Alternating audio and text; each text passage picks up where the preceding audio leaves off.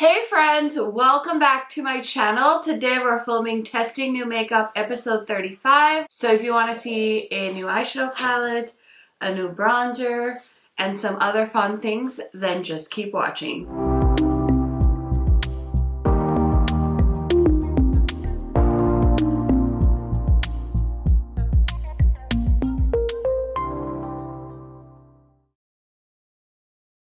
If you guys are new to my channel, welcome. My name is KARENHARRIS. I like to film tan girl-friendly makeup videos here on YouTube. I love testing out new makeup, talking about new releases, especially eyeshadow palettes. I love me some eyeshadow palettes. I love me some blush. So if all of that sounds good to you, highly recommend subscribing and turning on that bell so you're notified every time I post. And if you could do me one more favor and watch this video all the way to the end, I would really appreciate it. Really helps me out in the YouTube algorithm. It's a free way to support your favorite YouTubers. And without further blabbering, let's get into it. Okay, so today I'm playing with the Plumeria Dragon palette from Sugardrizzle. They did send this to me. It's launching on August 26th at noon EST, which is 11 a.m. Central Time, which is the time zone I'm in. And this palette will retail for $40. So just so you guys know, I do have some close-ups and swatches. I'm going to flash them on the screen as I talk to you guys and show it to you. I was gifted this palette from the brand, and I have an affiliate code if you want to save a little extra on this palette. It's just KHMAKEUP, and I think you'll save 10% on this palette. So this palette has 5 mattes, and we have 7 shimmers. So it is a pretty shimmer heavy palette. I was trying to figure out what the color story of this is. I think it's a burgundy palette with a pop of bright pink, and then there's also the shade Dragon Egg. So before I had seen this palette in person, I was really trying to figure out like where we were going with this color story, and I'm not 100% sure I know exactly yet myself. I feel like if you are a neutrally lover or you like pink tones, this might be a fun palette to try out. I usually really like the Sugardrizzle matte, so I have very high expectations for this palette. So yeah, let's go ahead and put it on my eyes today. I do have a little guest in studio with me today. My little girl is in here with me. Big sister and dad are on an adventure. So she's just, you know, talking over there. I'm sorry if that bothers you. Unfortunately, it is what it is. So here we go. Hopefully it doesn't bother you guys too much, but I'm going to go in with the shade Slay. And I'm going to throw that on the outer corner. It's like a dark plummy shade, and we're just blending and we're blending. I'm going to film a new makeup releases video after this, and I'm so excited because there's so many good releases. But of course, in my great planning, I bought so many things, and I'm having surgery this week. My surgery for my hernia repair is actually this week. It got rescheduled for this week, and I'm honestly not sure how it's gonna go. Not sure what to expect. I'm a little bit nervous. And my best friend is coming into town, so I'm like, I just bought all this makeup, and I don't know if I'll have time to even play with it. So I'm trying to do the stuff that, like, you know, you guys might be interested in and want to see videos on. But yeah, I'm gonna have some videos I think that won't go up in the most timely manner. And I was telling my friends about it, my YouTube friends, and I was like, you know what, I refuse to feel bad. Like, it sucks, right? Because you have to post if you want to like make some money back from the money you spent on palettes and stuff. Because yeah, I do get some stuff in PR, but definitely I feel like a majority of the stuff I show I still buy, because I don't get PR from like bigger brands, like brands that make like foundations and stuff like that. So anytime like I'm showing you guys like foundations and stuff, I do buy a majority of the makeup I show on my channel. I think most people do. I mean, at least most of the creators I watch. I got this like huge comment from somebody about PR and how they feel like YouTubers are like glorified salespeople. And I'm still trying to like figure out how I feel about that. Like, I'm like, as a consumer, how do I feel? As a creator, how do I feel? Do I expect people to watch my videos and be like, Oh my gosh, Karen says it's good, so then I mean I have to buy it. I don't think so. There are definitely bigger creators like that. I feel like Michaela could sell if it's just the way she talks, or like, you know, because she talks fast. Like, I've definitely bought stuff. Just watch like one of her TikToks and been like, oh, I need to go get that. And it's like, I don't even follow her. It's just like, she has the way she talks, just like, I don't know. I get it. I get it. Anyway, I just used Slay on the outer corner, and then I used Miss Dragon on the inner corner. This is a very nice pigmented formula, so that's cool. I feel like you guys know I have to put Dragon Egg on my lid. Is it going to contrast with the mattes? I think so. I don't even know if it's going to work, but you know what? I need to see this color on my lid, so I'm just going to go for it. If it looks weird, it looks weird. I am not going to worry about it. But anyway, yeah, so I was like really conflicted because it was a very long comment and you could clearly tell they were like passionate about it, and I don't even know if I read the entire comment, and I don't know if it was even directed at me. I think they were just like frustrated at the world because let's go look at this comment. It was quite the comment. I agree that influencer marketing is really valuable these days, but I actually hate the PR culture that has developed. It makes me so uncomfortable to see brands send out thousands of dollars of products to influencers. Valid point, but you know, if you work at like Starbucks, it's not like you have to buy the coffee and sell the coffee for Starbucks. They provide the tools. And I mean, if you're a content creator, if a brand wants you to create the content, it really shouldn't have to be your job to go buy everything either. The brands are making money, okay? Let's not get it twisted. They're making money, so why should we have to spend our money to make videos to help them sell products? So I get the frustration, I get it, but I also, again, just like, you know, doctors don't have to buy surgical tools to perform surgeries. They don't have to buy their, you know, I don't know, supplies. And I think that if you think of it as a supply thing, maybe it'll make more sense that way. But I get where they're coming from, but I also feel like as a creator, you can't expect creators to just buy everything with their own money, because we'd all be broke. And like, where would we have the time? Because like, I used to do this when I had a full-time job, and I've done this for 11 years now, because I looked on my channel the other day. My first YouTube video went up 11 years ago. It's like, you can't sustain a channel, like, unless you're a big channel and you make like lots and lots of money doing this. You can't sustain a channel, pay your bills, have a family, have a mortgage, do this full-time if you're not making money, or you don't have a spouse that is the main breadwinner, or a partner or somebody, because there's no way I could do this and be a stay-at-home mom and have a YouTube channel if my husband wasn't the one bringing in the majority of the income, you know? So like, I see it from all perspectives, but I also like, I'll keep reading this comment. It was a lot. It makes influencers nothing more than glorified salespeople, and it's such a turnoff for me. I realized the other day that that's why I never see people posting about makeup brands and products I'm interested in, because those brands don't do a lot of PR and sponsorships. Which, like, I feel like if you're not seeing people talk about the brands that you are interested in, I feel like just search YouTube, because there's so many creators, big, small, that are creating videos about so many different brands. I mean, there's something out there, I feel like, for everyone. But yeah, I mean, if you're just watching the same 5 creators and you're not like seeking out new creators that are reviewing brands that you're interested in, then I don't know that it's like fair, or that it's like necessarily only the creator's responsibility. I'm sorry if she's being loud, you guys, but it is what it is. I really like how this look turned out. So I'm gonna put this Moira eyeliner in my waterline so I can do the rest of my makeup. Also, she's just chatting. She's chatting. She's living her best life. She's fed. She's clean. We're just hanging out.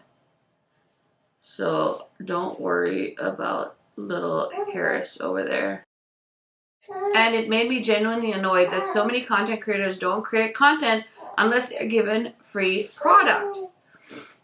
I mean, again, I feel like this is something where if that's how you feel, you should start looking for different creators, because I personally, again, most of the makeup on my channel, I buy with my own money.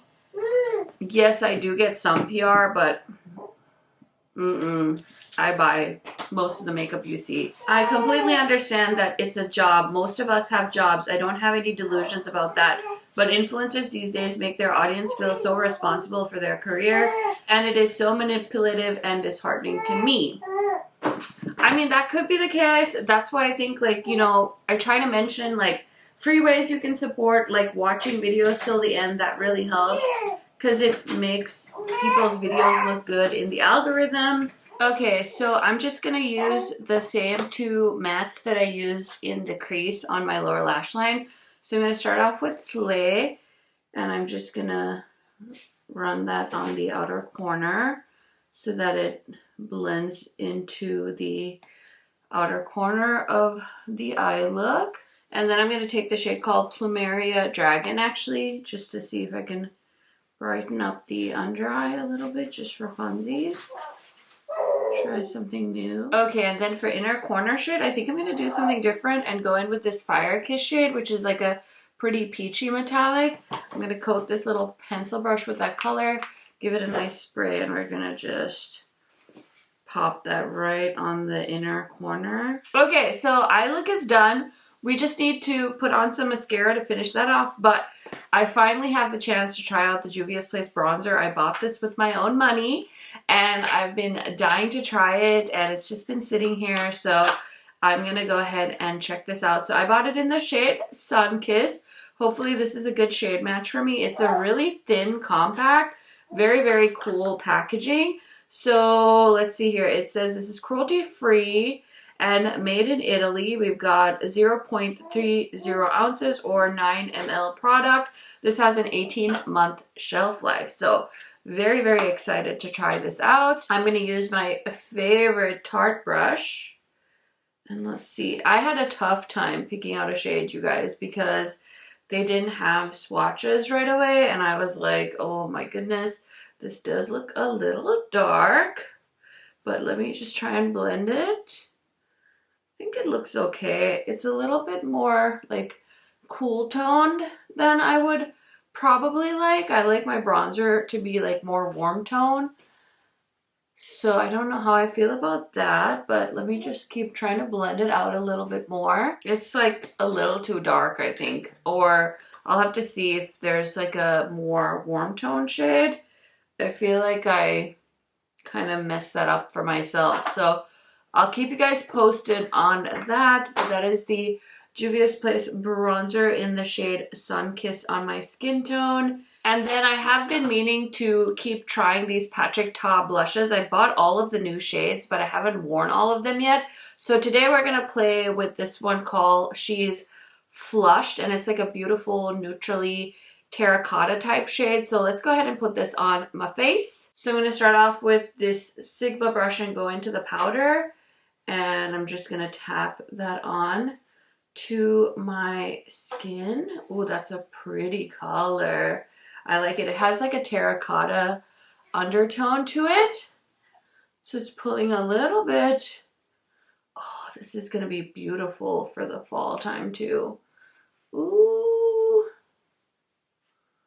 Okay, and then we just need to put on the cream shade on top. So for that, I'm going to go in with this Tarte brush, and we just lift that up and pat, pat, pat, pat, pat. Ooh. Really gives it that like dewiness that wasn't there before. So I have one more of his blushes to try. I think the deeper shade that they just launched. So I don't know that I needed that color, but I was so curious and I collect them. So I was like, I need all of them. So there is the shade in She's Flushed. And then this isn't a new highlighter necessarily, but it's kind of new to me. I used it in my last testing new makeup video. This is the new one from Too Faced and their Cosmic Crush collection. This is the Moon Crush highlighter in the shade Shooting Star. So we're going to go ahead and try this out again. I thought this applied and wore beautifully the last time I played with it, so I was very impressed. Not that it's hard to make a good like champagne colored highlighter, but I feel like, you know, this is nice, and I can't tell you the last time I tried one from Too Faced. So that is all of the face products. And then I have a lip product to try. I did pick up the Give Beauty Spark the Fire Plumping Lip Balm in the shade LOL from the Sephora Friends and Family. So let's go ahead and try this out. I am a little nervous because I think somebody already told me that this is pretty like spicy and not the greatest, not very comfortable. So I'm nervous, but I did have some Juvia's Place lip oil on. I just took that off. So let's go ahead and use a lip liner first. Of course, I've been loving the Unearthly lip liners. Okay, so the Unearthly lip liner I decided to use is the shade Char, and it's like a cool tone brown shade. I think it'll work out really well with this lip product because it'll probably warm it up, but I'm so scared. I'm so scared. Okay. It has like a nice scent to it. Feels creamy. Mine doesn't feel stingy yet, but I'll give it a second. So yeah, makeup look is done. Oh yeah, I feel it. I feel it's starting to heat up. If you have sensitive skin, you might want to watch out, but let me go ahead and throw on some earrings, brush my hair, and I'll be right back to give you guys my first impression thoughts on some of the new products I just tried out. Okay, y'all, so here is the finished look. What do you guys think? Let me know down in the comments. You guys know I love hearing from you. And really quick, let me tell you what else is on my face today. So I'm wearing the Smashbox foundation. It's in my August Shop My Stash, as well as a Urban Decay concealer that's discontinued that I'm trying to pan. Everything else I think you guys saw me apply on camera, but I do link most of the things that are on my face down in my description box. Some of those links may be affiliated, so just so you know, I will make a small commission, and I really, really appreciate it. I feel like I forgot to finish talking about the big comment on my YouTube channel, so let's go ahead and round that off really quickly. So it says, and the PR packaging and presentation gets so excessive that it feels even worse. I saw a review the other day where a content creator was sent all the shades of a very expensive Estee Lauder foundation, literally like $2,000 a foundation. Like, why? If these companies have that much money to just give away, they should just be lowering their prices to be more attractive to more consumers. It was a small creator too. I wish them well, but I know they alone did not generate enough sales to even match the price of all that foundation she will never use. This comment is tough. It really hit me because I know this person probably has no ill intention towards me, but there's so many sides to this story, and I don't feel like it's necessarily a influencer's responsibility, the PR they receive. And sure, it's probably $2,000 or even more than $2,000 for a PR package like that if they got every shade in a foundation range. But you have to think of the cost for the YouTuber, even when it comes to making a video. Like, I have, you know, a DSLR camera, I have lights, I am my own production team, I'm my own editor, I have to get myself ready. If a company were to commission an ad for a foundation range, it's definitely going to cost them more than it does to send out PR. I know a lot of brands have started kind of cutting down on their excessive PR packaging, but I don't know that you can just be mad at an influencer for getting like over the top PR. And also you can't be like, I don't think an influencer generates enough sales to justify a package, because there could be something about them that the brand, you know, likes, and so they want to send them the PR. It's not always about numbers. There's so much more to the decision-making process than how many subscribers a channel has. I've seen channels that are 10 times the size of my channel that don't get views, and so it really just depends on the influencer, you know what I mean? But I don't feel like we can hold influencers accountable for getting excessive PR packages. And one of the jobs of content creators is to show, and it really helps to see swatches and real reactions of creators, especially when they do get an entire foundation range. Like, I would love to get a majority of a foundation range just so I can swatch it and show people, because I feel like a lot of the influencers that do get a foundation range, they tend to be lighter skin tones, and I feel like that's great, but it would also be nice if brands made sure that there was inclusion in their PR, because then multiple, you know, creators with multiple skin tones, textures, skin types can show the foundation on themselves. I think that is what really should be the most important thing. I think it would be better for companies to just offer their products at a major discount to influencers. I would regain a lot of trust if that was how things worked. So again, going back to the argument of, do you have to buy supplies to do your job? Like, I just have a hard time with that. Like, no, like if you had to go to work at your company and buy the computer and the desk and the chair that you sit at, I feel like, what benefit would you have then to do your job? You know what I mean? You shouldn't have to pay to do your work. And I feel like getting things in PR isn't going to pay your bills. Like, I can't afford to pay my bills with my AdSense and then also buy makeup, which is again why I think if you're a YouTuber, it's hard, because you have to have either a partner that is the main breadwinner, or you are a really bigger-ish channel that makes enough to cover everything. Because, I mean, if you think of like your gas, your car payment, your house payment, like there's no way I could manage all that. And then if you have kids and they're in like daycare or school, like, no, that's not realistic. I don't make a full-time salary doing my YouTube job. I just really do it to have extra spending money to cover just like getting my nails done, getting my kids some cute clothes. It's definitely not paying my bills. So I can only speak for myself, but I'm trying to be transparent without being like, this is exactly how much I make on my YouTube channel. I mean, I know there's creators that are my size that are making good money because they have like collabs and sponsorships and, you know, all kinds of stuff, but that's not everybody. Oh, it's still going. And I've noticed that a lot of these influencers don't even seem to care about giving good reviews anymore. It's like they completely forgot what it's like to be an ordinary consumer.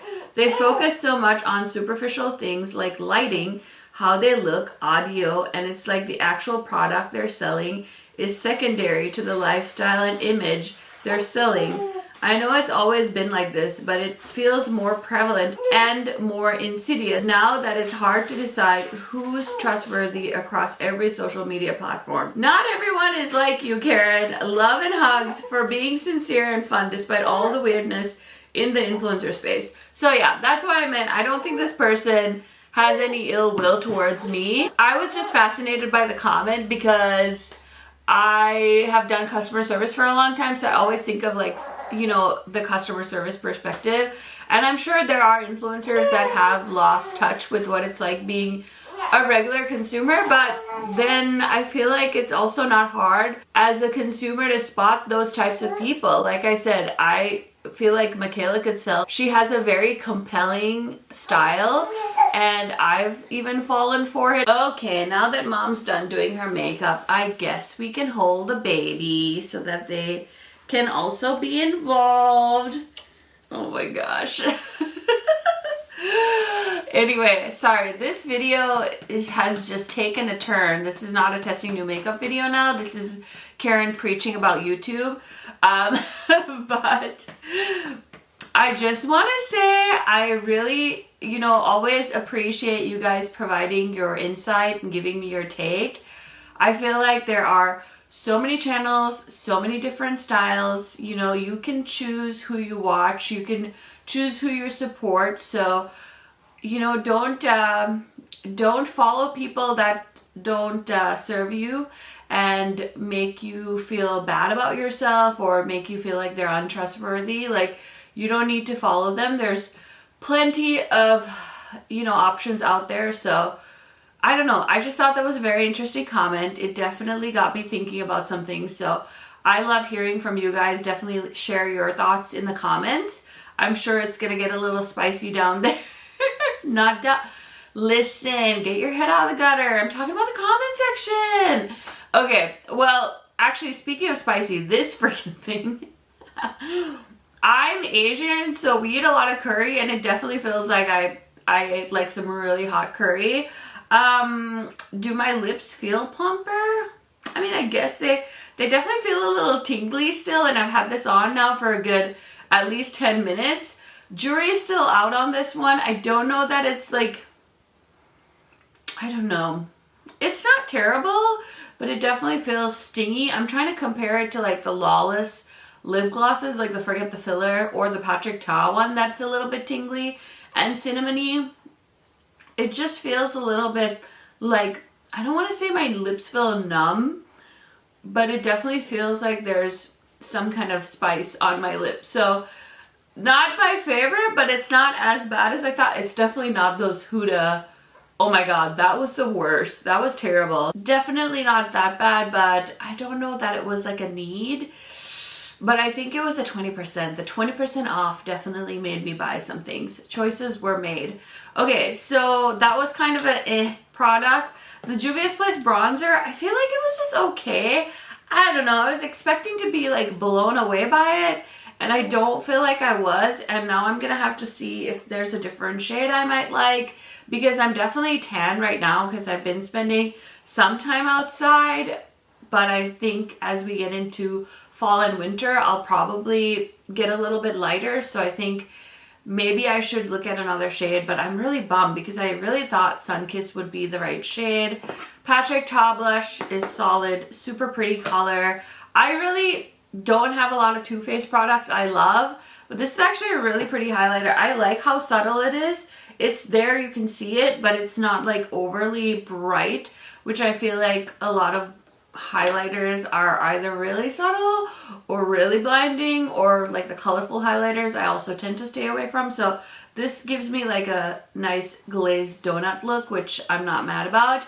And then last but certainly not least, the beautiful Plumeria Dragon palette from Sugardrizzle. I think this is cute. Granted, I did use the green shade on the lid, but like, what do you expect? You give me a metallic green shade, of course I'm going to put it on my eyelids. So I think this is a really fun look. It's always fun to see Sugardrizzle do more curated palettes. So I'm interested to hear what you guys' thoughts are on this collection, because their sneak peek was like a really cute egg, and I was like, are they doing bath bombs? Like, what's happening? And then they revealed this palette. So I'm very curious to know what your thoughts are, because I feel like they kind of started with the all shimmer palettes. Now they're kind of getting into these like more interesting color stories. So you guys will have to keep me posted on your thoughts in the comments. Like I mentioned, this palette is launching on the 26th of August at 11 Central Standard Time, and you'll be able to use my affiliate code, which is KHMAKEUP, to save on this launch, as well as anything else on the Sugardrizzle website. I will say that Mojito palette, I definitely like that one a little more than this one. Of course, I mean, it's like an all green palette, so of course I like that one more. So if you're planning on making a purchase, definitely throw that one in your cart as well, because that one's probably my favorite Sugardrizzle palette, actually. Anyways, thank you guys for sticking with me. Sorry I went on and on about that comment, and please, if you left that comment, don't feel bad. I just wanted to dissect it on my channel because I read it and I was like, oh my gosh, I feel like this person has a lot to say and I don't have the time to like sit down and type my response. So it was fun. I love reading comments like that because I find them very fascinating. So anyway, thank you for watching. I hope you guys are having a wonderful day, and I will see you in another new video very, very soon. Bye guys!